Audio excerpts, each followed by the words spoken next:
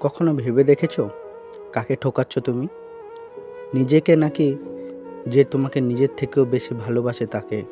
তাকে অবহেলা করে তুমি নিজেই নিজের কাছে হেরে যাচ্ছ, কারণ তার মতো ভালো তোমাকে কেউ বাসতে পারবে না। অবশেষে যা বুঝলাম, সবার কাছে ভালো হতে গেলে মরে যাওয়াটা খুব প্রয়োজন। তাতে কি বা আসে যায়? কিছু কিছু কষ্ট এমন হয় যেগুলো কাউকে বলার নয়, শুধু নীরবে সহ্য করে যেতে হয়। জীবনে যদি কষ্ট কম পেতে চান, তবে মন থেকে আগে মায়া ত্যাগ করেন।